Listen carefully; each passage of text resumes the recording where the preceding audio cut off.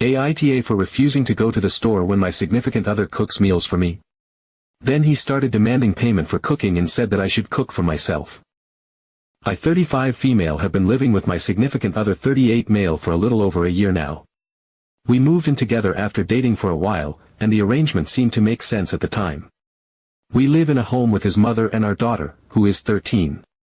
In many ways, our household functions pretty smoothly. We each have roles we fill, and for the most part, we've found a routine.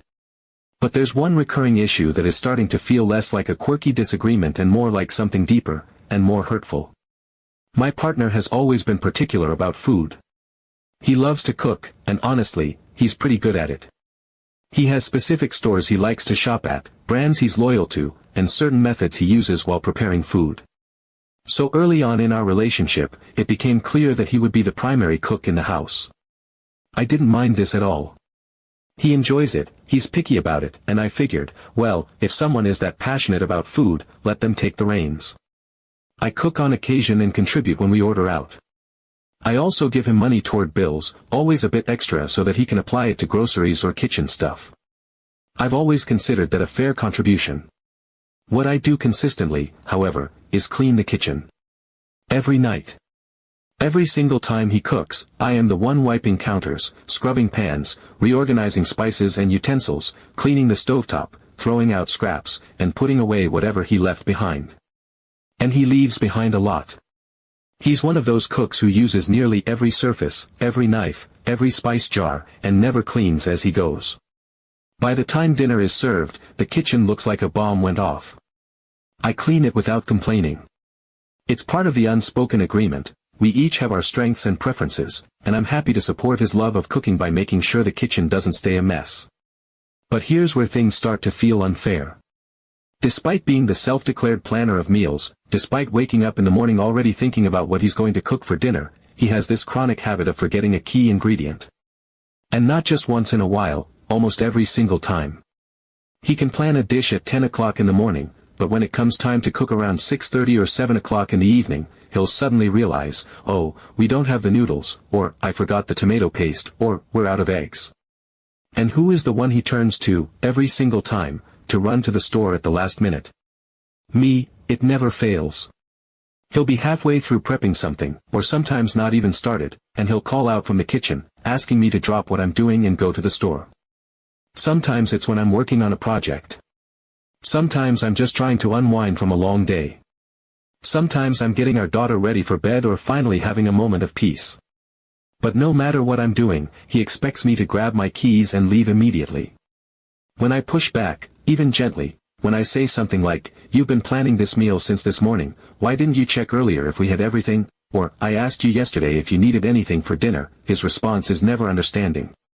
He'll accuse me of being lazy. He'll say I'm not being helpful. He'll tell me that I'm making a big deal out of something small, that running to the store for 10 minutes isn't that hard. It doesn't matter if I've been cleaning all day, or working late, or just want a moment to breathe. If I don't immediately comply, I'm the problem. And it's not just regular evenings. Holidays are worse. Every year, without fail, I make it a point to ask him for days in advance if he needs anything from the store. I remind him repeatedly that the stores will be closed or extremely busy the day of. I ask him to make a list. Every single time, he insists that he's got it covered. He says, "Nope, we're good," every day leading up to the holiday. And then, without fail, Thanksgiving morning, Christmas afternoon, or right before a birthday dinner, he'll suddenly realize we're missing 3 or 4 critical items. Not extras. Essentials.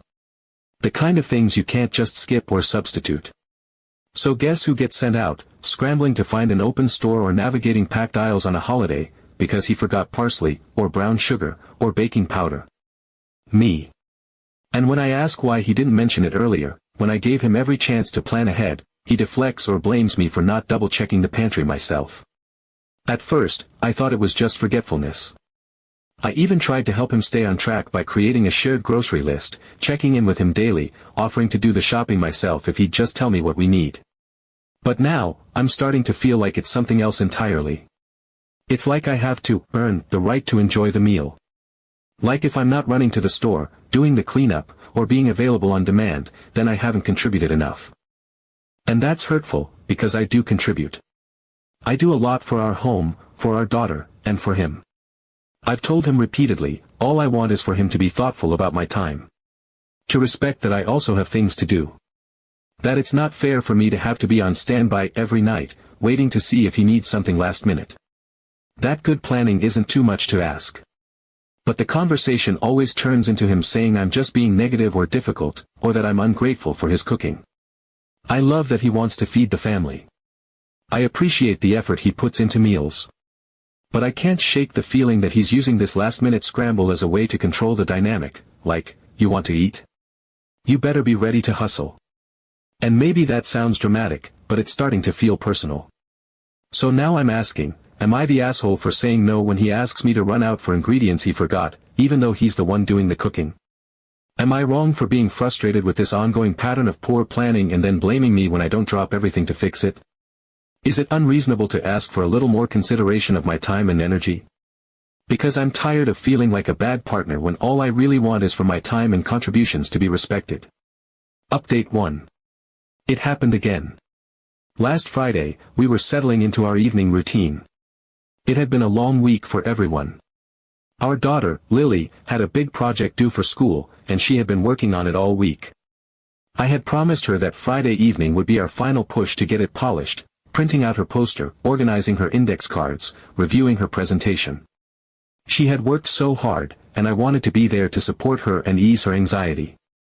I had set aside that time intentionally. I even let Mark know earlier in the day that I would be tied up with Lily for a bit in the evening, just so he had a heads up that I wouldn't be available to do any errands. Around 6:30, I heard the familiar clatter of pots and pans in the kitchen. Mark had decided to make his famous lasagna. I say famous with some sarcasm, not because it's not good, it is, but because he talks about it like it's the centerpiece of our household identity. He acts like he's preparing a culinary masterpiece for royalty every time he makes it. There's always this air of reverence around it, like we should all feel grateful for the effort.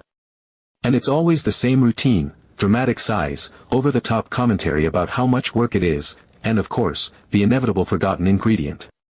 Right on cue, I heard his voice echo from the kitchen, asking if I could just run out real quick. I didn't even have to ask what it was. Mozzarella. The one thing you cannot forget when you're making lasagna, and yet somehow, he had.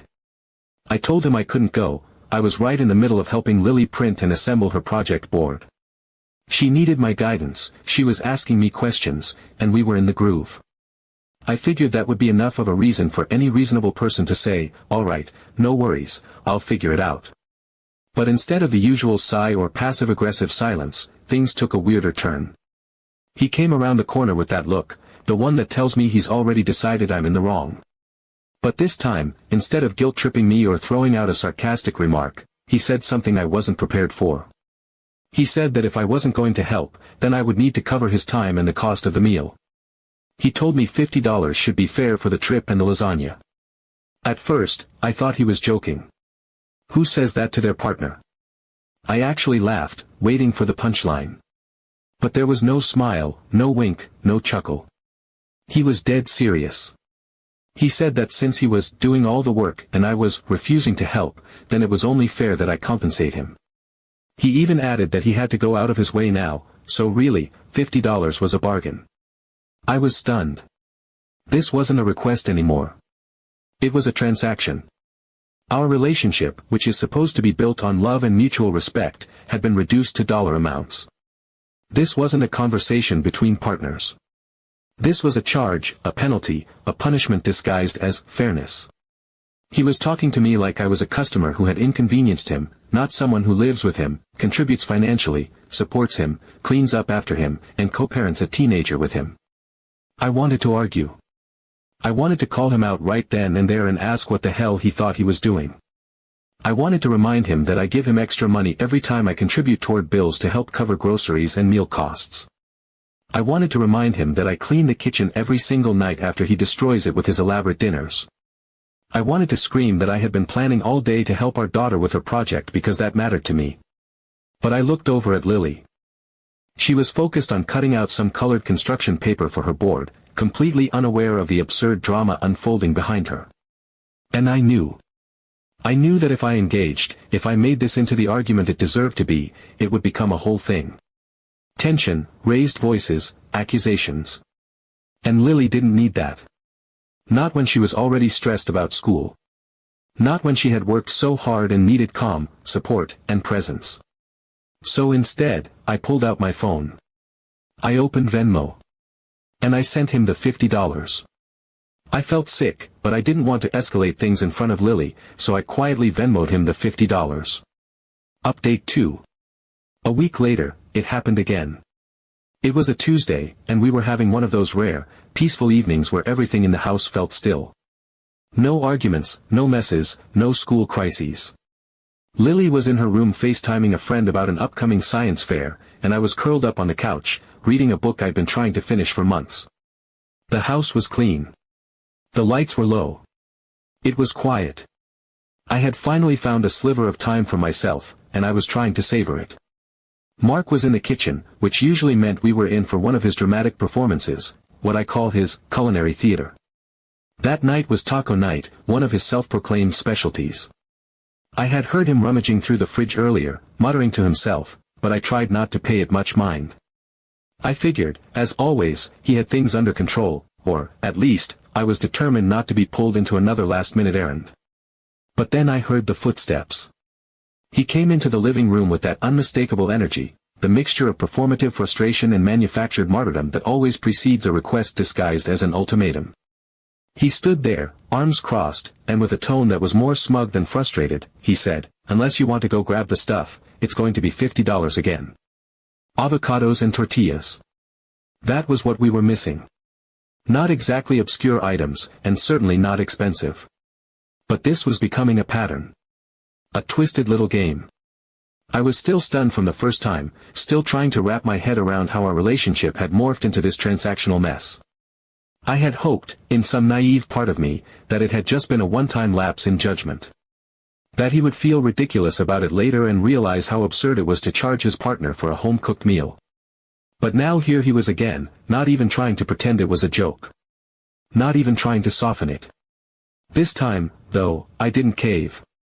I stayed seated on the couch, my book still open in my lap, and I looked up at him and said calmly that I wasn't paying him to cook.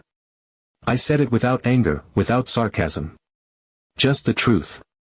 I told him that I contribute to groceries, that I clean up every night, and that I support him in 100 different ways every week. I said I wouldn't be handing over money just because he didn't feel like making a grocery list earlier in the day. He didn't shout. He didn't argue. But I could see it in his face, that irritation, that quiet, simmering contempt that's almost worse than yelling.